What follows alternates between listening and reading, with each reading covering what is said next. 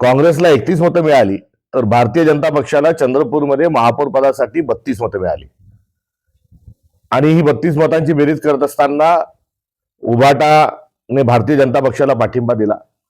वास्तविक पाहता उभाटा हा मविळीचा आणि इंडिया अलायन्सचा भाग असल्यामुळे त्यांनी काँग्रेसला पाठिंबा देणं हे अभिप्रेत होतं.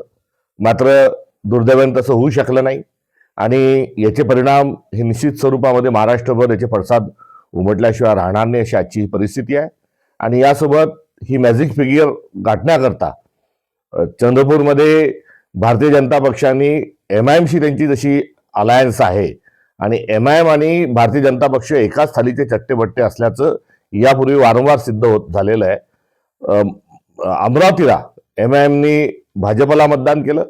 अंजनगाव, सुरजी, अकोट या ठिकाणी भारतीय जनता पक्ष आणि MIMची मैत्री ही सर्वांच्या समोर आली. तशाच पद्धतीने MIMनी तटस्थ राहून भारतीय जनता पक्षाला चंद्रपूरचा महापौर अतिटरीचा करण्यामध्येही मदत केली आहे. त्याकरताही या निमित्तानं त्यांच्या या अदृश्य युतीचं एक दर्शन महाराष्ट्राला झालं. तर दुसरीकडे नवा मित्रपक्ष म्हणून वंचित बहुजन आघाडी हा काँग्रेसच्या सोबत घेण्याचा एक प्रामाणिक प्रयत्न हा झाला. 2 नगरसेवक हे वंचितचे चंद्रपूरमध्ये होते आणि 2 नगरसेवक गैरहजर राहिले. यांनी हजर राहून काँग्रेसला मदत केली असती तरी देखील काँग्रेसचा महापौर हा होऊ शकला असता. एकंदरीत काँग्रेस एकसंघ स्वरूपामध्ये सभागृहात गेलं आणि काँग्रेसचे सगळे मतं ही आम्हाला मिळाली. मात्र दुर्दैवाने वंचितचा मतदान आम्हाला मिळू शकलं नाही. उभाटाचंही मतदान हे मिळू शकलं नाही. या संदर्भामध्ये मी चिंता व्यक्त करतो. परभणीला तुम्ही आता वचपा काढणार नाही, परभणीला वचपा काढण्याचा हा विषय नाही. परभणीमध्ये महाविकास आघाडी म्हणून आम्ही निवडणूक समोर लढलो. तिथे उभाटाचे जास्ती नगरसेवक आहेत, आमचे कमी आहेत. तर अशा परिस्थितीमध्ये आता आम्ही चंद्रपूर सारखंच परभणीला वागायचं का असा एक प्रश्न यातून स्वाभाविक स्वरूपामध्ये निर्माण झालेला आहे. आता या सगळ्या याच्यामध्ये महाविकास आघाडीचं काय अस्तित्व आहे? महाविकास आघाडी म्हणून जे अस्तित्व आहे ते गत काळामध्ये 2024ला आम्ही सोबत विधानसभा लोकसभा लढलो आणि एका संक्रमण अवस्थेमधून आम्ही आता जात आहोत.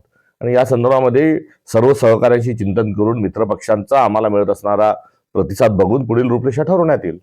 महापालिका निवडणुका, नगरपालिका निवडणुका आणि जिल्हा परिषद निवडणुका यामध्ये काँग्रेसला एक चांगलं स्थान मिळत आहे. विरोधी पक्षाची जी पोकळी आहे महाराष्ट्रामध्ये ती भरून काढण्यासाठी काँग्रेसच्या पुढील योजना काय आहे? निश्चित काँग्रेस हा आक्रमक स्वरूपामध्ये हा पुढे गेल्याशिवाय राहणार नाही. कारण गत सर्व निवडणुकांमध्ये महाराष्ट्रातला प्रमुख विरोधी पक्ष नेता म्हणून एक काँग्रेसकडे राष्ट्रीय स्तरावर राहुल गांधीकडे बघितला जातोय. तर महाराष्ट्रातला क्लिअर कट मॅन्डेट हा काँग्रेसला विरोधी पक्ष असण्याचा आहे आणि आम्ही ठाम पद्धतीने आमचा विरोध जो आहे आणि आमचा सकारात्मक स्वरूपामध्ये संविधानाविरुद्ध कार्य करत राहू. तर दुसरीकडे भारतीय जनता पक्षाला तीव्र विरोध करू. चंद्रपूरमध्ये वंचित तुमच्यासोबत आलेलं नाहीये, त्यांनी ते गैरहजर राहिलेले आहे. तर काय वाटतं की चंद्रपूरमध्ये काही घोडेबाजार झालाय का? घोडेबाजार निश्चित झालाय. 1000 कोटीचा सुधीर मुनगंटीवारांचा बंगला हा चंद्रपूरमध्ये एक चर्चेचा विषय आहे.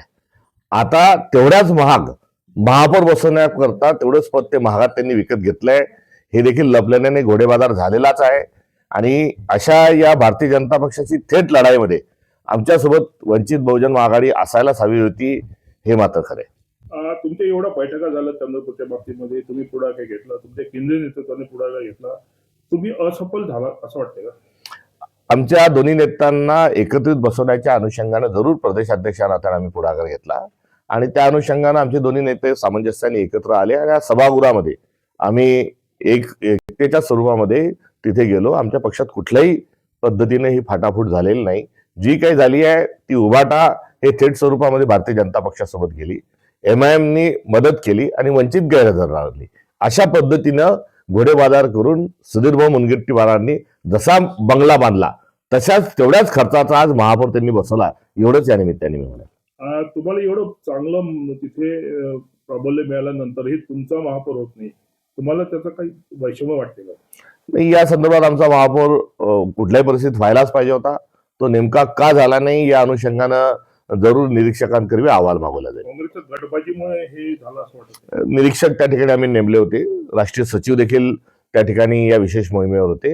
यांच्याकडून या संदर्भातला लवकरच आम्ही अहवाल प्राप्त करून घेऊ.